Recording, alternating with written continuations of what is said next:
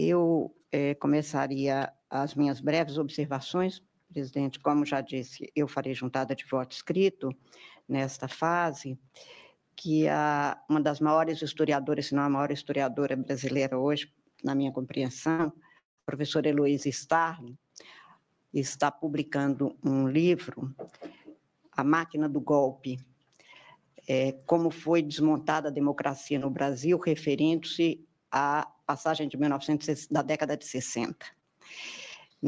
Num dos capítulos, aliás, em todas as fases que está sendo seriada a divulgação do livro dela, ela mostra como não se faz um golpe em um dia e como o golpe não acaba em uma semana nem um mês.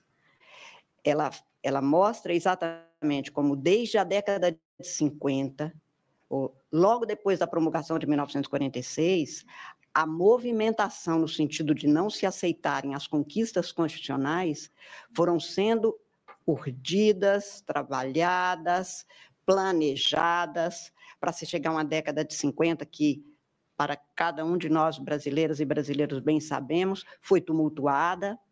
Não adianta se falar que o período do Juscelino Kubitschek o Brasil era risonho, que não era exatamente um período de risos, com tentativas de não impedir vice-presidentes de assumirem, com mandados de segurança que foram impetrados neste Supremo Tribunal Federal,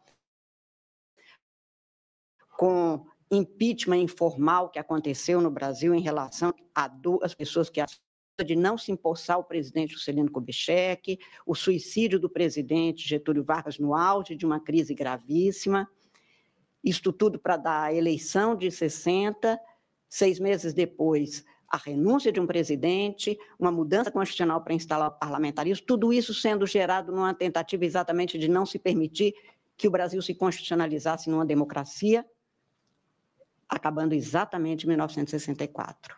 Então, nesta obra exemplar da professora Heloísa Starling, ela mostra como uma máquina funcionando o tempo todo, portanto, isto não acontece em um dia.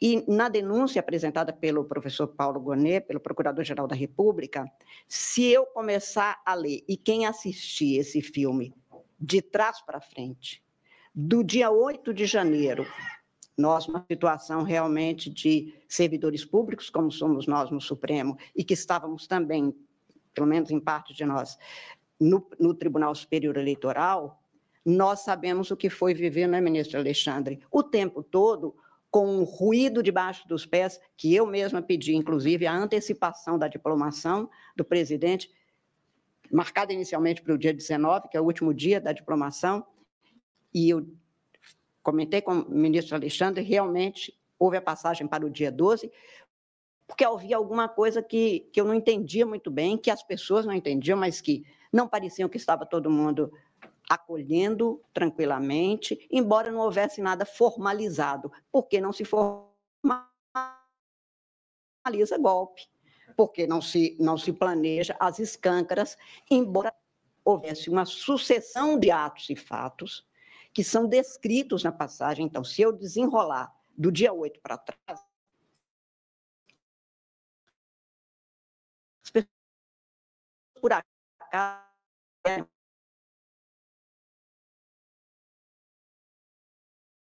no sábado, a me parar para as autoridades, porque se preocupava com a chegada de caminhões, de ônibus chegando num domingo do início do mês de janeiro, em Brasília, e indo exatamente para o mesmo lugar. E daí a pouco se sabe que vão descer a esplanada e algumas máquinas que estavam ali para defender saíram ao mesmo tempo do mesmo lugar. Se eu voltar um pouco antes, no período eleitoral, como foram tensos aqueles dias,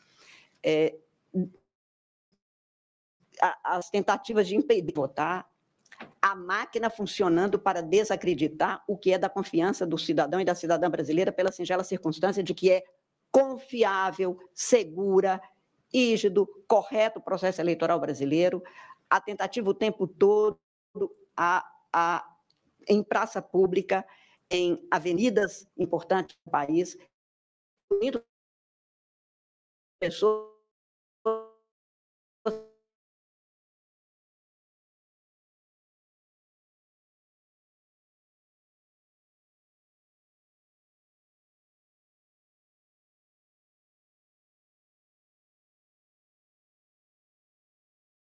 militares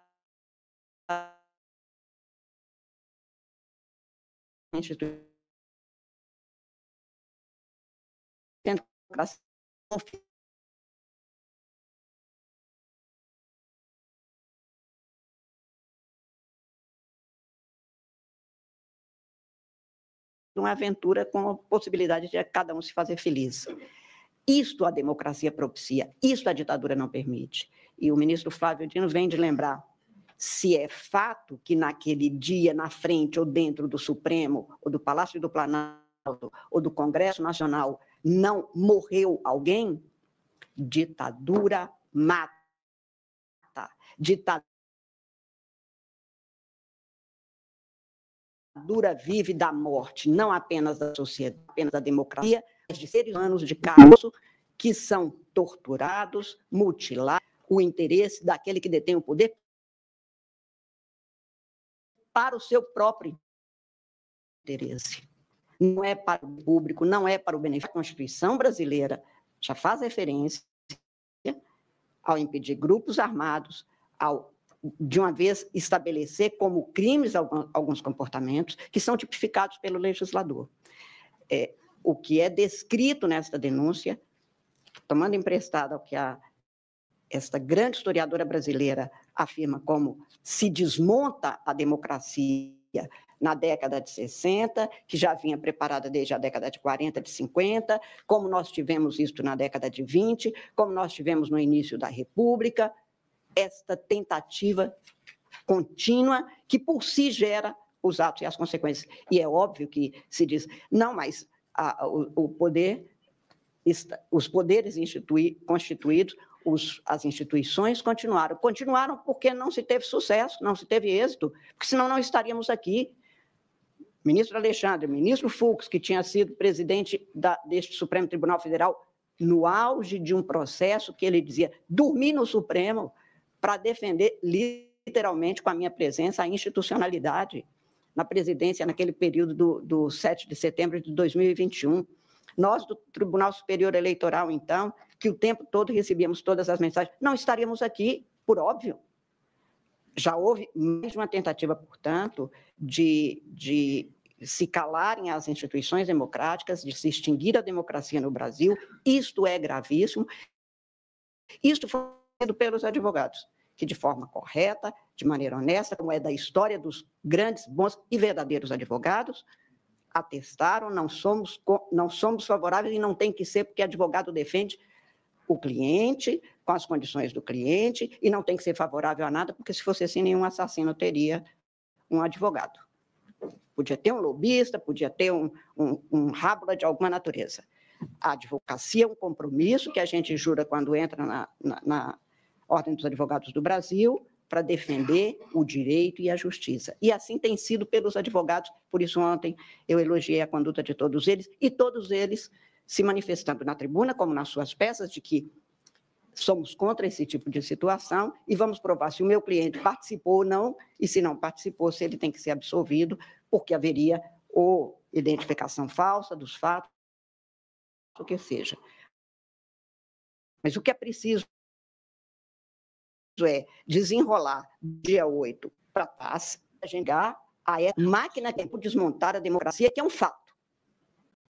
Acho que todo mundo assistiu pelas televisões, assistiu pelas redes sociais, assistiu de toda forma. O quebra-quebra, a tentativa de matar o Supremo, como já tinha sido tentado de extinguir o Tribunal Superior Eleitoral. Os documentos trazem minutas, que se são rascunhos, ninguém rascunha que vai intervir no Tribunal Superior Eleitoral e criar um comitê ou uma comissão de fiscalização das eleições. Mata-se algo que tem dado certo, que é o Brasil que dá certo democraticamente, que é a justiça eleitoral brasileira. Portanto, a gravidade de tudo isso, e nesta visão, doutor Paulo Gonet, que eu faço de trás para frente, porque aí é fácil contar a história, para ninguém esquecer. Lembra-se do dia 8? Lembra-se onde você estava no dia 8? Lembra o que você sentiu? Porque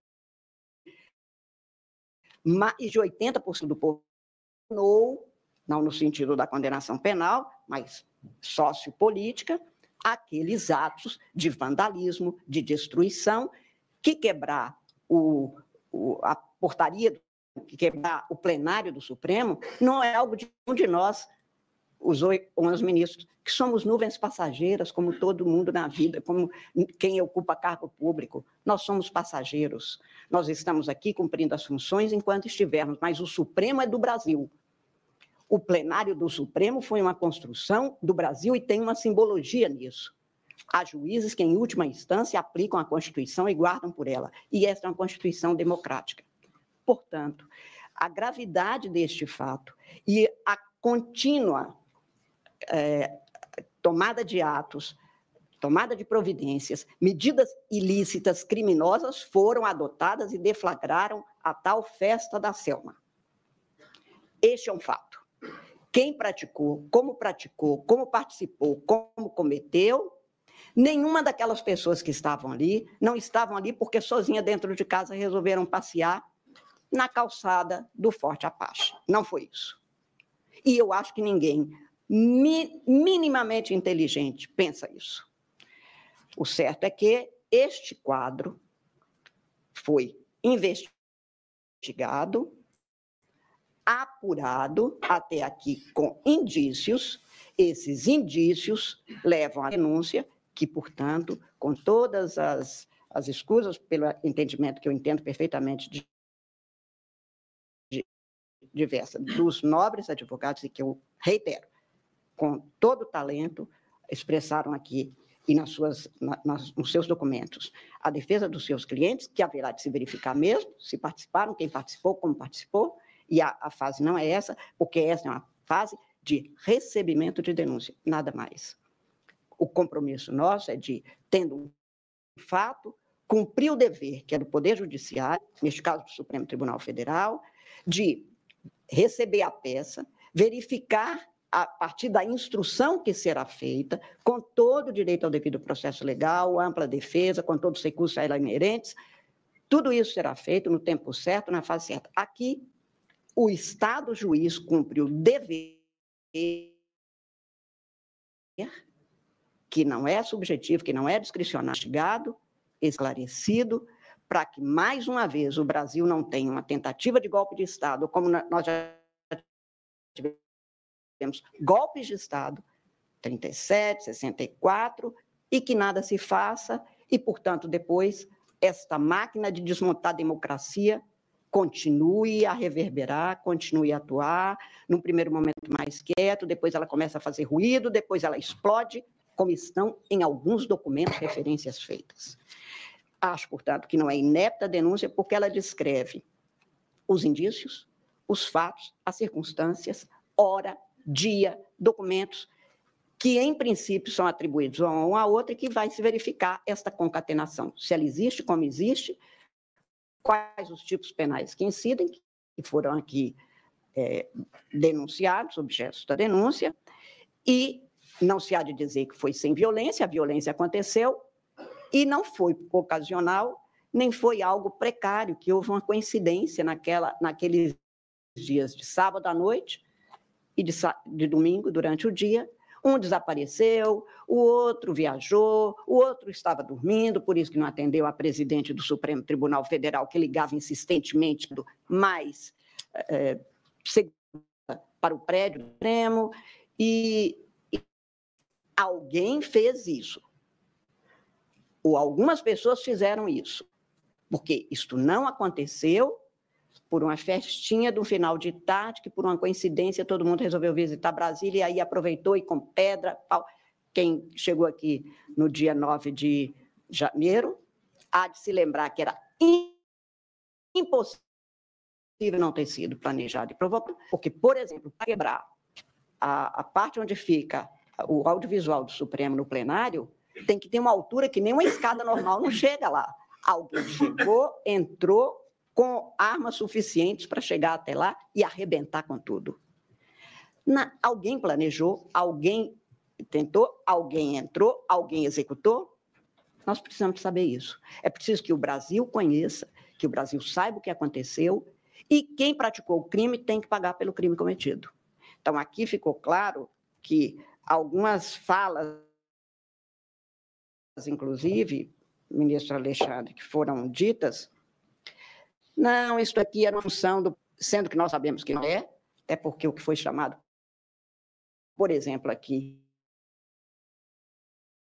pela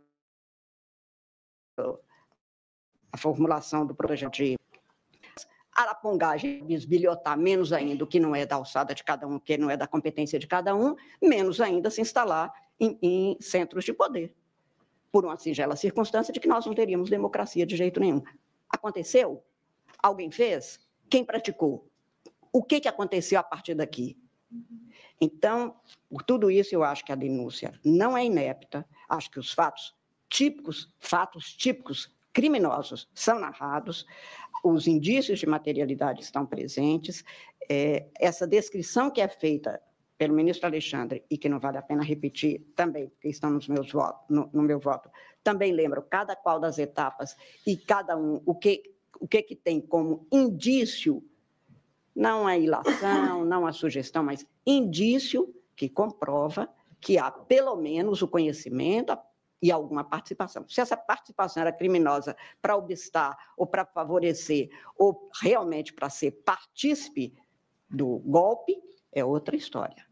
Esta é a fase que nós temos que instruir, os advogados vão produzir as provas, ou produzir a contraprova, a prova tem que ser da acusação, o que aconteceu, cada um como é que participou, se não tem que ser absolvido, e se participou, cada um responde na vida pelos seus atos, não responde pelos dos outros, ninguém responde pelo que o outro faz, seja seu filho, seja seu irmão, seja nada disso.